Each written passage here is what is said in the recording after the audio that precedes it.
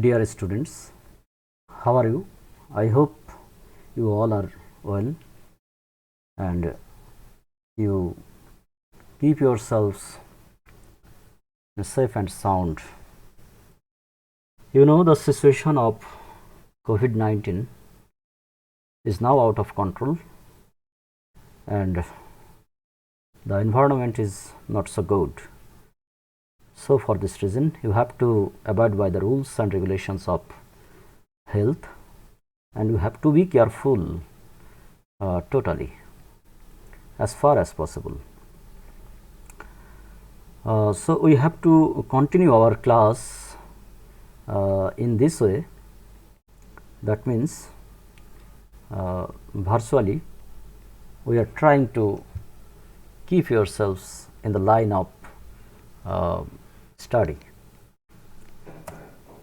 So I want to welcome you to my online class today, and today we shall discuss, or we will take a revision of second year English, especially grammar section. Though we have completed our course, but in this way we are trying to recollect, or we are trying to make it more clear. And in this respect, today I want to discuss completing sentence, because in your syllabus, in your question paper number 1, 2, 3, 4, etc., you have to complete the sentences as per demand of the question paper. In any way or other way, you have to complete the sentences. তুমি artically বলো আর completing sentences with suitable phrase or clause, অথবা preposition বলো, অথবা যে কোনো আইটেমে গেলেই আমরা বেশিরভাগ সময় দেখি completing sentence আসে যে কোনো ফরম্যাটে. So we have to be careful about this item, and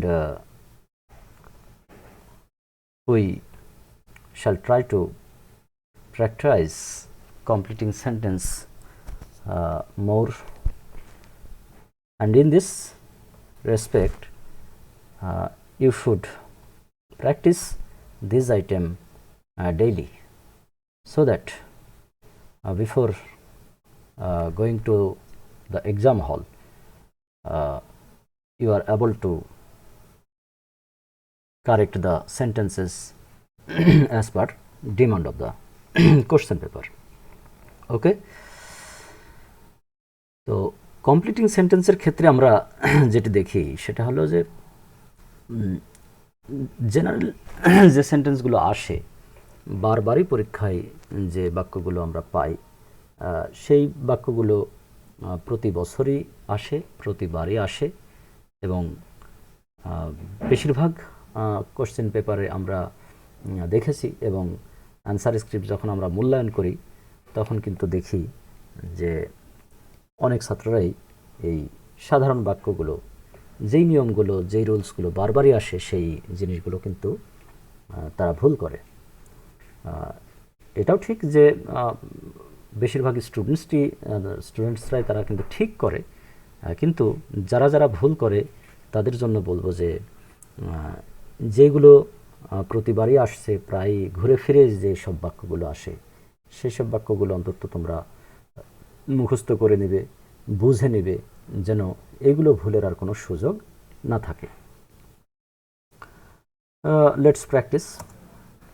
যেহেতু তোমাদের এটা করা হয়েছে এবং বারবারই আসছে এই বাক্যগুলো, দেখো কমপ্লিটিং সেন্টেন্সে যেমন ইট ইজ হাই টাইম যদি থাকে আর ইট ইজ টাইম যদি থাকে, এই নিয়ম তোমরা ঘুরে ফিরে পাবে। এই নিয়মগুলো এই পরীক্ষায় পাবে, যে কোনো পরীক্ষায় পাবে, তোমাদের জীবদ্দশায় যখন যেখানে যে পরীক্ষায় যাবে, আর সেটি যদি ইংরেজি পরীক্ষার প্রশ্ন হয় বা যদি ইংলিশ কোশ্চেন হয়, তোমরা রাইট ফর্ম অফ ভার্বসে পাবে, কমপ্লিটিং সেন্টেন্সে পাবে, কারেকশানে পাবে, জয়নিং সেন্টেন্সে পাবে, যে কোনো ফরম্যাটেই হোক, কমপ্লিটিং সেন্টেন্সের ফরম্যাটেই হোক, আর রাইট ফর্ম অফ দ্য ভার্বসের ফরম্যাটেই হোক, জয়নিং সেন্টেন্সের ফরম্যাটেই হোক, আর যে কোনোভাবেই এই বাক্যগুলো ঘুরে ফিরে আসবে এবং আসে।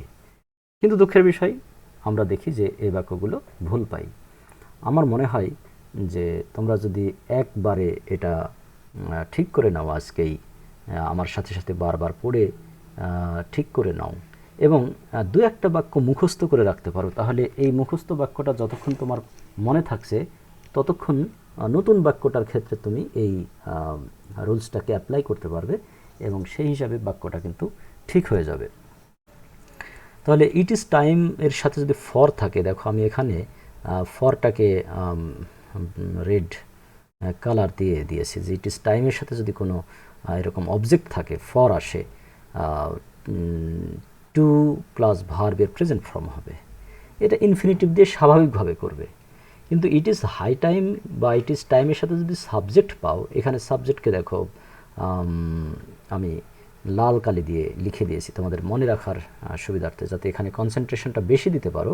সাবজেক্ট যদি থাকে এখানে, যে it is high time, subject থাকবে, আর ইট ইজ টাইমের সাথে সাবজেক্ট থাকবে না, ফর থাকবে। তাহলে ফর থাকলে কি বলো, যে ফর থাকলে সরাসরি আমরা ইনফিনিটিভ দিয়ে এটাকে প্রকাশ করে দেব। It is time for us, এটা আমাদের জন্য সময়, টু অ্যাটাক দ্য এনিমি, শত্রুদের আক্রমণ করার সময়। ইট ইজ টাইম ফর দেম, এটা তাদের জন্য সময়, টু স্টার্ট দ্য ওয়ার্ক, কাজটি শুরু করার জন্য তাদের সময়। বা টু প্লাস মূল ভার্ব ইনফিনিটিভ, তোমরা জানো বাংলা অর্থ কী হয়, তে অথবা জন্য। তাহলে কাজটি শুরু করতে বা কাজটি শুরু করার জন্য এটা সঠিক সময়, উপযুক্ত সময়। কিন্তু ইট ইজ হাই টাইম বা ইট ইজ টাইমের সাথে সাবজেক্ট যখন থাকবে, তখন তোমাকে বুঝতে হবে কাজটা উপযুক্ত সময় অলরেডি পার হয়ে গেছে, এখন আর না করলেই নয়। যার কারণে তোমার যে কাজটি করবে সেই কাজটি করার সময় পার হয়ে গেছে এরকম ধরে তোমাকে ভার্বের পাস্ট ফর্ম করতে হবে। যেমন it is high time we went home, already আমার বাড়ি যাওয়ার সময়টা পার হয়ে গেছে, এখন এমন উপযুক্ত সময় হয়েছে যে এখন আর না গেলেই নয়। যার কারণে বাড়ি যাওয়ার যে কাজটি, সেই কাজটি আরও আগে করলে ভালো হতো, এত সময় পার হয়ে গেছে। যার কারণেই আমরা এইভাবে প্রকাশ করি, it is high time they earn their livelihood, যে এখনই তাদের জীবিকা অর্জনের সঠিক সময়। তাহলে ইট ইজ হাই টাইমের পরে আমরা কি পেয়েছি, ফর পাইনি বা কোনো অবজেক্ট পাইনি, আমরা পেয়েছি কি, যে সরাসরি সাবজেক্ট পাচ্ছে, যে আমাদের জন্য এটা উপযুক্ত সময়, হাই টাইম হয়ে গেছে। তাহলে ইট is time we went home. আরও ছোটো কথায় সংক্ষেপে বুঝতে গেলে ছোট করে বুঝো, যে ইট ইজ টাইমের সঙ্গে যদি সাবজেক্ট থাকে বা ইট ইজ হাই টাইমের সঙ্গে যদি সাবজেক্ট থাকে, সেই সাবজেক্টের পরে যে ভার্বটি হবে সেই ভার্বটি হবে প্রেজেন্ট ফর্ম নাই, সেটি হলো ভার্বের পাস্ট ফর্ম। তাহলে এখান থেকে মামলা শেষ, এখান থেকে ঝামেলা শেষ। আর যদি ইট ইজ টাইম ফর দিয়ে যদি কোনো অবজেক্ট থাকে, তাহলে স্বাভাবিকভাবে সেন্টেন্স যেভাবে ইনফিনিটিভ দিয়ে প্রাসঙ্গিকভাবে শেষ করতে হয় সেভাবে শেষ করতে হবে। তাহলে এই দুটা জিনিস important, it is time for অথবা ইট ইজ টাইম বা it is high time, we, I, they এরকম কোনো সাবজেক্ট যদি থাকে, তাহলে খেয়াল করতে হবে সাবজেক্ট থাকলেই ভার্বের পাস্ট ফর্ম হবেই হবে। এখন এই যে একটা ইজি ব্যাপার, এটা তো কঠিন কোনো ব্যাপার না, তোমাকে এমন কোনো কঠিন কাজ দেওয়া হয়নি বা মুখস্থ করতে দেওয়া হচ্ছে না বা এমন কোনো জটিল কিছু না, শুধুমাত্র মনে রাখতে হবে যে ইট ইজ হাই টাইম থাকলে তারপরে সাবজেক্ট যদি পায় তাহলে ভার্বের পাস্ট ফর্ম, সাবজেক্ট না পেলে ইনফিনিটিভ। এটুকু শুধু তোমার একটা ভালো ইচ্ছার ব্যাপার যে আমি এটা মনে রাখবো, এছাড়া আর কিছুই না। এটা মনে রাখার জন্য তোমার খুব বেশি কষ্ট করা লাগে না, শুধু একটা গুডউইল থাকলেই হলো যে না আমি এই কথাটা মনে রাখবো, তাহলে কিন্তু একটা মার্কস পাওয়া যায়। এবং পরীক্ষায় বলো, এই পরীক্ষা না, শুধু ভর্তি পরীক্ষা সামনে আছে বা তারপরে পরীক্ষা পড়া শেষে চাকরির পরীক্ষা আছে, যেখানে যে পরীক্ষায় যাবে যদি সেই পরীক্ষার প্রশ্নে ইংলিশ থাকে, আর ইংলিশ থাকলেই এই ধরনের প্রশ্নই আসে, এই কথাগুলো পাবে, সারা জীবন পাবে, তাহলে কেন একবার মনে রাখবে না, মনে রাখতে হবে। এবং আশা করি তোমরা আমার সাথে এখনই মুখস্থ করে নেবে, মুখস্থ করে নাও। It is high time, it is time for us to attack the enemy, এই বাক্যটা মুখস্থ করে নাও। আর it is high time they earned their life, it is earned, এখানে পাস্ট ফর্ম হয়েছে। It is high time we went from, এই went, যে কোনো একটা বাক্য মুখস্থ করে নেবে, যাতে করে এই ধরনের অন্য কোনো বাক্য আসলে সেটাকে কমপ্লিট করতে পারো কমপ্লিটলি এবং কারেক্টলি। তো আমরা পরের স্লাইডে গিয়ে আরেকটু প্র্যাকটিস করে যে আরও কী কী আসতে পারে, পরীক্ষায় আসে সাধারণত এগুলো। যে প্রেজেন্ট ইনডিফিনিট আর পাস্ট ইনডিফিনিটের ব্যাপারটা হলো অ্যাজ ইফ অ্যাজ দো, জানো। অ্যাজ ইফ অ্যাজ দো এর বামে যদি প্রেজেন্ট ইনডিফিনিট থাকে, ডানে হবে পাস্ট ইনডিফিনিট, আর বামে যদি পাস্ট ইনডিফিনিট থাকে, ডানে হবে পাস্ট পারফেক্ট।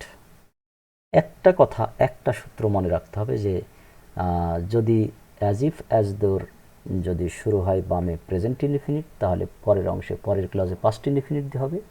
আর যদি শুরুই হয় পাস্ট ইনডিফিনিট দিয়ে, তাহলে এক ধাপে গিয়ে পরের ক্লজে গিয়ে পাস্ট পারফেক্ট হবে ভার্বের রূপ।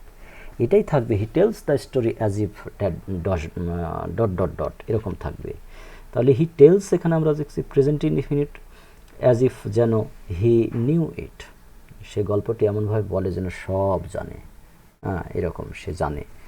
তাহলে হি নিউ ইট, এটা জানে। আসলে গল্পটা সে জানে না, এটা কিছুটা নেগেটিভিটির ব্যাপার আছে। আসলে সে কিছুটা একটা ব্যঙ্গাত্মক বাক্য, এই ধরনের বাক্যগুলো স্যাটায়ার করা হয় এই ধরনের বাক্য দিয়ে। যেমন he tells the story as if he knew it, he runs fast as though he war A madman. সে দ্রুত দৌড়ায় যেন সে একটা পাগল। They donate money as if they are rich man. আবার যদি এই পাশে পাস্ট ইনডিফিনিট থাকে, তাহলে পরে গিয়ে পাস্ট পারফেক্ট। তাহলে একটা কথা যদি সহসা মনে রাখা যায়, the present indefinite as if as the past indefinite, past indefinite as if as the past perfect, তাহলে তো শেষ হয়ে যায় সব কিছু।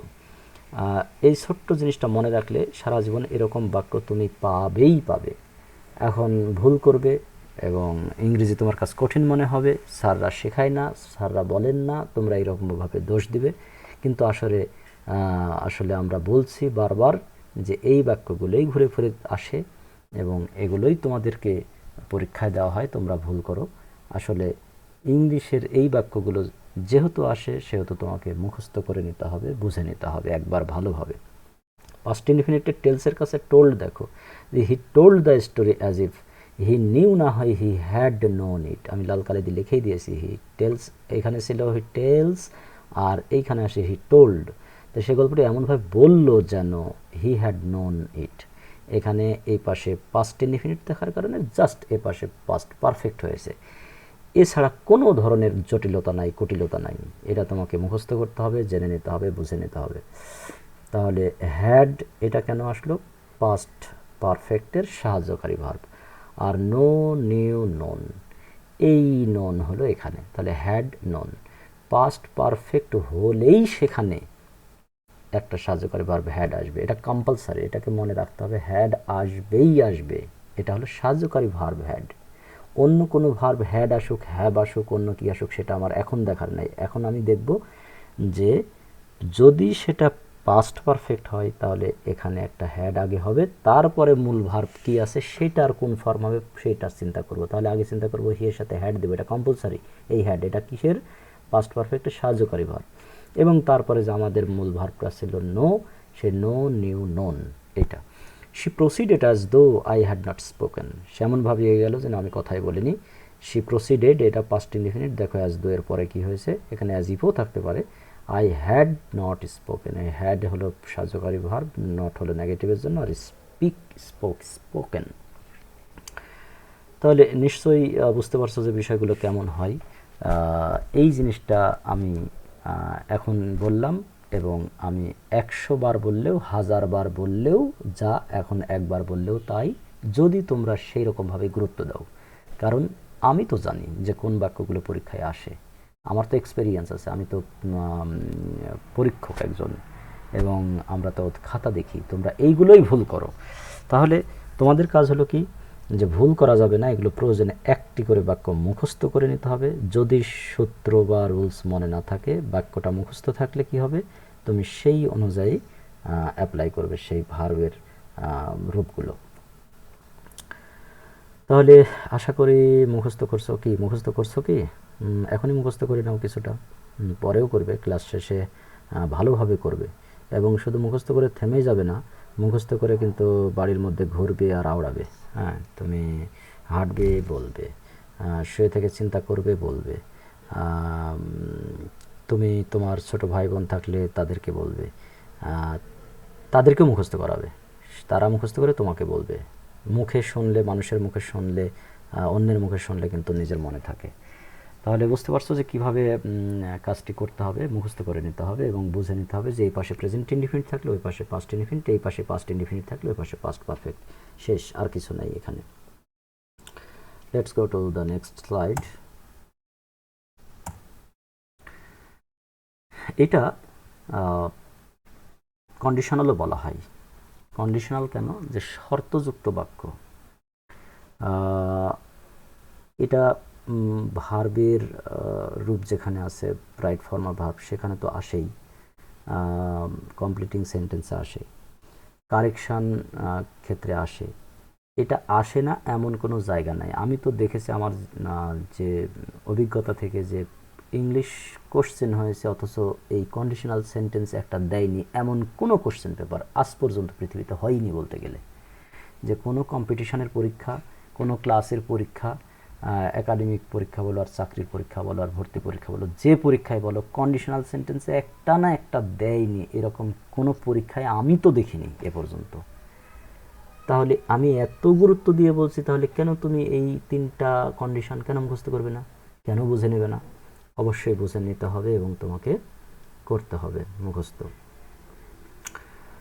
If it rains we shall not go, if plus present plus future, oblique ইম্পারেটিভও থাকে, হয় ফিউচার হবে না হয় ইম্পারেটিভ হবে। ইফ প্লাস প্রেজেন্ট ইনডিফিনিট, তারপরে ফিউচার ইনডিফিনিট। দেখো, if it rains present indefinite, শর্ত কি? যদি বৃষ্টি হয় আমরা যাব না। ইফ হি ওয়ান্টস, যদি সে চায়, আই শ্যাল হেল্প হিম, যদি সে চায় তাহলে আমি তাকে সাহায্য করব। If you play in the rain, তুমি যদি বৃষ্টির মধ্যে দৌড়াদৌড়ি করো, খেলো, ইউ উইল ক্যাচ কোল্ড, তোমার সর্দি লাগবে, ঠান্ডা লাগবে। তাহলে দেখো যে এখানে এই ফার্স্ট ক্লজ এটা আসবে এবং এই যে এই ক্লজটা এখানে ডট ডট থাকবে, অথবা এটাই দেওয়া থাকবে, আগে ডট ডট থাকবে, তোমাকে কমপ্লিট করতে হবে। এখন এইটা দেখে তোমাকে দেখতে হবে যে এটা প্রেজেন্ট ইনডিফিনিট, ফিউচার ইনডিফিনিট আছে, এখানে ডট ডট থাকলে প্রেজেন্ট ইনডিফিনিট করবে। এখানে দেওয়া আছে প্রেজেন্ট ইনডিফিনিট, পরে যদি ডট ডট থাকে তোমাকে ফিউচার ইনডিফিনিট করতে হবে। যে if it rains do not go, যেও না, যদি বৃষ্টি হয় যেও না, এটা ইম্পারেটিভ। তাই এরকম হতে পারে, হয় ফিউচার ইনডিফিনিট টেন্স হবে অথবা ইম্পারেটিভ সেন্টেন্স হবে। If it rains do not go, যেও না। If he wants I shall help him, এখানে দেখো ফিউচার, এখানে এলো। এইটা জটিলতার কুটিলতার কিচ্ছু নাই, না বোঝার কিচ্ছু নাই। শুধুমাত্র যে জিনিসটার অভাব হবে সেটা তোমার সদিচ্ছার অভাব, যে আমি মুখস্থ করব আর আমি মুখস্থ করব না। এইটা decision is up to you, যে তুমি মুখস্থ করতে চাও না করতে চাও না। তুমি যে কোনো পরীক্ষায়, তোমার জীবদ্দশার যত পরীক্ষা হবে সব পরীক্ষায় এটা পারার পরে আনন্দিত হতে চাও না কি হতে চাও না, এটা তোমার ব্যাপার। কিন্তু আমি বলে গেলাম, বলছি যে এটা আসেনি এমন কোনো কোশ্চেন পেপার আমার জীবনেও আমি দেখিনি। ফলে এই কন্ডিশনালের যে কোনো একটা আসবে। এখানে একটা তিনটা কন্ডিশনাল বলা হয়, এটা ফার্স্ট কন্ডিশনাল বা প্রেজেন্ট কন্ডিশনাল বলা হয়, কারণ এখানে প্রেজেন্ট ইনডিফিনিট টেন্সের বেশি ব্যাপার স্যাপার আছে। এটা পাস্ট ইনডিফিনিট বা পাস্ট কন্ডিশনাল বলা হয়, সেকেন্ড কন্ডিশনাল বা পাস্ট কন্ডিশনাল, কারণ এখানে পাস্ট ইনডিফিনিট টেন্সের ব্যাপার আছে। এবং পরেরটা থার্ড কন্ডিশনাল বা পারফেক্ট কন্ডিশনাল বলা হয়, কারণ সেই জায়গায় পারফেক্টের ব্যাপার স্যাপার আছে। তাহলে দেখো, if plus past indefinite, would could plus ভার্বের present form. If he come না হয়ে, ইফ হি কামস না হয়ে কি হয়েছে, ইফ হি কেম, তাহলে এটা পাস্ট হলেই পরের ক্লজে আই উড গো, ভার্বের মূল ফর্ম ঠিকই থাকবে, শুধু একটা উড অথবা কুড, পারা অর্থে কুড দিবে আর বাদ বাকি জায়গায় উড দিলেই ঝামেলা শেষ। তাহলে কি হবে? If he came I would go, যদি সে আসতো আমি যেতাম। এখানে এরকম না, আমি যাব। ইফ হি কামস, যদি সে আসে, আই শ্যাল গো বা I will go, future indefinite. কিন্তু এখানে ইফ হি কেম আছে, এটা যেহেতু পাস্ট হয়েছে এটাও পাস্ট হবে। এই উইল না হয়ে কি হবে? উড হবে। ইফ দে ওয়ান্টেড, যদি তারা চাইতো, উই উড হেল্প হিম।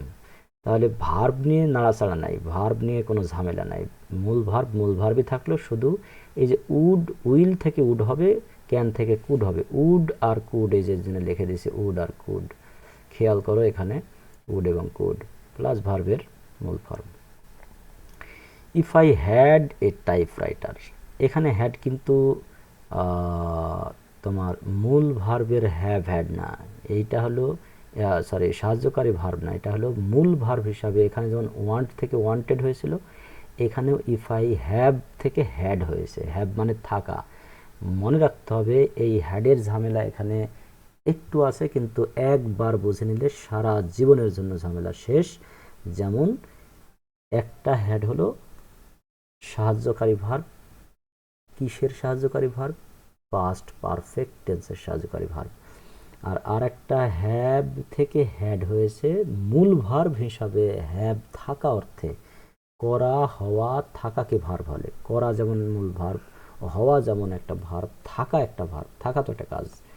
সেটাই তোমার ইফ আই হ্যাড মানে আমার যদি থাকতো এই টাইপরাইটার, আমার যদি একটা টাইপরাইটার থাকতো, তাহলে এইখানে যেমন কেম হয়েছে মূল ভার্বের পাস্ট ফর্ম কেম, এখানে যেমন মূল ভার্ব ওয়ান্ট থেকে ওয়ান্টেড, এখানে তেমনি মূল ভার্ব হ্যাভ থেকে had. If I had a typewriter, আমার যদি একটা টাইপরাইটার থাকতো, I would type the letters, তাহলে আমি চিঠিটা টাইপ করতাম। ক্লিয়ার হলো বিষয়টা? তাহলে এখানে পাস্ট পারফেক্টের কোনো বিষয়ই নাই, কারণ এখানে এই হ্যাডটা পাস্ট পারফেক্টের সাহায্যকারী ভার্ব নয়, এই হ্যাডটা মূল ভার্বের। এই যে বলছে আমার যদি থাকতো, তো থাকা যদি সে ইফ দে ওয়ান্টেড তারা যদি চাইতো, তো চাওয়ার যেমন যেমন ভার্ব, ইফ হি কেম সে যদি আসতো, আসার জন্য যেমন কেম, তেমনি আমার যদি থাকতো if I had a typewriter, আমার যদি টাইপরাইটার থাকতো, থাকা যেমন ভার্ব, এই থাকা হ্যাভ না হয়ে পাস্ট ফর্ম খেয়েছে, হ্যাড হয়েছে। এই জিনিসটা খেয়াল করতে হবে। তাহলে এই যে কোনো একটা বাক্য তোমরা মনে রাখলে, মুখস্থ করে নিলে, এই ধরনের কমপ্লিটিং আসলে ওই মুখস্থ বাক্যের অনুসারে তোমরা অ্যাপ্লাই করে দিতে পারবে ভার্ব। আশা করি এটা মুখস্থ করে নেবে। ফিজিক্যাল ক্লাস হলে কিন্তু আমি ক্লাসেই মুখস্থ করাই এবং সমস্যারে সবাইকে চিৎকার দিয়ে মুখস্থ করিয়ে নিই এবং আমি ফিডব্যাক সঙ্গে সঙ্গেই নিই। পড়া আমি ক্লাসে সরাসরি দিই না এবং এই বিষয়টা অন্তত দিই না, এই কমপ্লিটিংয়ের বা কারেকশানের বা জয়নিংয়ের বা এই যে তোমার রাইট ফর্ম অফ ভার্বস, এই যে বিষয়গুলো আছে, এই কন্ডিশনাল সেন্টেন্সগুলো বা যেগুলো বারবার পরীক্ষায় আসে, যেগুলোই ঘুরে ফিরে সকল জায়গায় সারা জীবন পাবে, সেগুলো আমি কি করি, একদম সমস্যারে সবাইকে দিয়ে মুখস্থ করিয়ে নিই ক্লাসে এবং সঙ্গে সঙ্গে ইন্ডিভিজুয়ালি একজন একজন করে ধরি। এখন যেহেতু ভার্চুয়াল ক্লাস তোমাদেরকে হাতের কাছে পাচ্ছি না, তোমরা বেঁচে যাচ্ছ, ফলে তোমরা বাসায় মুখস্থ করবে এবং আমাকে কিভাবে ফিডব্যাক দিবে এটা তো জানি না, মেসেঞ্জারে বা ওই কমেন্ট বক্সে লিখে দিতে পারো। কমেন্ট করার সময় দু একটা বাক্য লিখে দিলে আমি বুঝবো যে হ্যাঁ তোমরা পড়লো। তোমরা তো সাধারণত দেখি কমেন্টে শুধু নাম রোল দিয়ে ছেড়ে দিও, মানে ক্লাসটা পাও হয়তো নাম রোল দিয়ে ছেড়ে দিয়ে মুখস্থ করছো কি ক্লাসটা করছো বুঝতে পারি না। আমার মনে হয় যে দেখি তোমরা কতটা ক্লাস করছো, অন্তত একটা করে বাক্য লিখে যাবে এবার কমেন্ট বক্সে, নাম রোল দিয়ে একটা করে বাক্য লিখে যাবে, মুখস্থ বাক্য। ওকে, তাহলে আমি বুঝবো যে হ্যাঁ তোমাদের মুখস্থ করাতে পারলাম। ক্লাসে ফিজিক্যাল ক্লাস হলে সরাসরি আমি মুখস্থ করিয়ে নিতাম। ঠিক আছে, নেক্সট লাইনে আমরা যাই দেখি। তাহলে দেখো যে rule 7 if plus past perfect, এবার কিন্তু প্রেজেন্ট না, এবার কিন্তু পাস্ট না, এবার একদম পাস্ট পারফেক্ট, মানে লাস্ট ধাপে চলে আসছি। তাহলে ওখানে যেমন উড হয়েছিল, এই পারফেক্টের জন্য হ্যাভ হবে, উডের সাথে হ্যাভ, কুডের সাথে হ্যাভ, তার মানে ওখানে ছিল if plus past plus would could, আর এখানে হচ্ছে if plus past perfect plus would have অথবা কুড হ্যাভ একটা। আর যখনই হ্যাভ দিচ্ছ তখনই কিন্তু ভার্বের পাস্ট পার্টিসিপল ফর্ম তোমাকে দিতেই হবে, হ্যাঁ, কারণ এটা পারফেক্ট কন্ডিশনাল পারফেক্টেরই ব্যাপার। যেহেতু উড হ্যাভ আছে, হ্যাভের পরে তো অবশ্যই আমরা ভার্বের মূল ফর্ম দিতে পারবো না, আমরা দিব কি past participle form. If I had seen হিম, এই হ্যাডটা কিন্তু এই যে পাস্ট পারফেক্টের এই যে পাস্ট পারফেক্ট দেখো, ইফের পরে পাস্ট পারফেক্ট, এই হ্যাডটা কিন্তু পাস্ট পারফেক্ট টেন্সের সাহায্যকারী ভার্ব, আর এটা হলো মূল ভার্ব সি, তার থেকে পার্টিসিপল ফর্ম হয়েছে past participle form. If I had, see হবে না, if I had seen him, যদি আমি তাকে দেখতাম, I could have told him the news, আমি তাকে খবরটা দিতে পারতাম বা বলতে পারতাম। তাহলে কি হলো যে আই কুড হ্যাভ টোল্ড হিম, এই যে কুড হ্যাভ হয়েছে পারতাম, যার কারণে ক্যান থেকে কুড হয়েছে, উড হ্যাভ দিলেও হয়, কিন্তু যেখানে বাংলা অর্থ পারার কথা আসে সেখানে কুড হ্যাভ দেওয়াই ভালো। তাহলে if I had seen him I could have told him the news, আমি তাকে নিউজটা বলতে পারতাম। তাহলে কুড হ্যাভ তার সাথে মূল ভার্বের পাস্ট পার্টিসিপল। তাহলে এই পাশে দুই পাশে কি হচ্ছে, পাস্ট পারফেক্ট হচ্ছে, মিল রাখতে হবে, প্রেজেন্টের সাথে প্রেজেন্টের মিল, এই পাশে পাস্ট হলে এই পাশে পাস্ট হবে, এই উইলটা উড হয়ে যাবে, ক্যানটা কুড হয়ে যাবে, এই পাশে পারফেক্ট হয়েছে, এই পাশেও পারফেক্ট, দেখো I could have told him the news if they had started earlier. তাহলে এখানে হ্যাডটা হলো পাস্ট পারফেক্টের সাহায্যকারী ভার্ব, স্টার্টেড, স্টার্ট থেকে স্টার্টেড, এটা হলো পাস্ট পার্টিসিপল ফর্ম, যদি তারা আগে শুরু করতো, if they had started earlier they could have got the train, তারা ট্রেনটি ধরতে পারতো। তাহলে কুড হ্যাভ হলো এবং তার সাথে যে মূল ভার্বটা, সেই মূল ভার্বের পাস্ট পার্টিসিপল ফর্ম হলো, এটা মনে রাখতে হবে। If I had mass money, যদি আমার প্রচুর টাকা থাকতো, I would have help the brilliant students.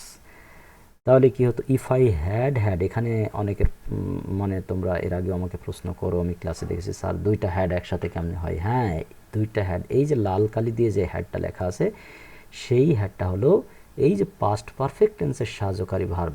প্রথম সেন্টেন্সে যে হ্যাড, দ্বিতীয় সেন্টেন্সে এই হ্যাড, তৃতীয় সেন্টেন্সে এই হ্যাড, এগুলা হলো সব পাস্ট পারফেক্টের সাহায্যকারী ভাবে। তিনটা, if I had, if they had, if I had, এই হ্যাড, এই প্রথমের হ্যাডটা হলো কি পাস্ট পারফেক্ট টেন্সের সাহায্যকারী ভার্ব হ্যাড, আর পরের হ্যাডটা এখানে মূল ভার্ব। এখানে যেমন সি থেকে সিন ছিল, স্টার্ট থেকে স্টার্টেড আছে, এখানেও হ্যাভ থেকে হ্যাড হয়েছে। এই যে আমি বলছি আমার যদি প্রচুর টাকা থাকতো, থাকার যে হ্যাভ, সেই হ্যাভ মানে থাকা, সেই হ্যাভের হ্যাভ, হ্যাড, হ্যাড, হ্যাভ হলো present form, past form had, past participle ফর্মও হ্যাড। তাহলে এই হ্যাডটা হলো মূল ভার্বের পাস্ট পার্টিসিপল ফর্ম, আর এই লাল কালি হ্যাডটা হলো কি পাস্ট পারফেক্ট টেন্সের সাহায্যকারী ভার্ব। তাহলে if I had mass money, যদি আমার প্রচুর টাকা থাকতো, আই উড হ্যাভ হেল্পড, এই যে উড হ্যাভ হয়েছে এবং তার সাথে মূল ভার্ব হেল্প, তার সাথে পাস্ট পার্টিসিপল ফর্ম হয়েছে। তাহলে I would have help the brilliant students. তাহলে এইভাবে যদি তোমরা মুখস্থ করে নাও বা বুঝে নাও, আমার মনে হয় যে কঠিন কিছু না।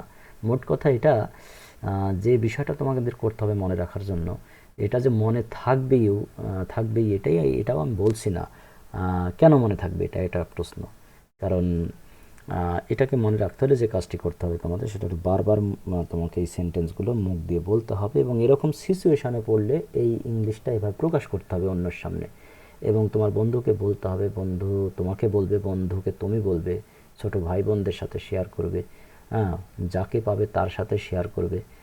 বারবার বললে আমার মনে হয় মনে থাকবে। লিখতে পারো প্রতিদিন 2-3টা করে বাক্য, এরকম লিখলে মনে থাকবে। আসলে একবার মনে রাখতে পারলে যদি কন্ট্রোলে নিয়ে আসতে পারো, তাহলে কিন্তু ওই একই কথা আমি আবারও বলছি যে সারা জীবন কিন্তু এই বাক্যগুলো আসে, এবং এটা ভুল হয়। বেশিরভাগ স্টুডেন্টস ঠিক করে এবং কিছু স্টুডেন্টস ভুল করে, আমি তাদের জন্য বলছি যে ভুল করা যাবে না এটা।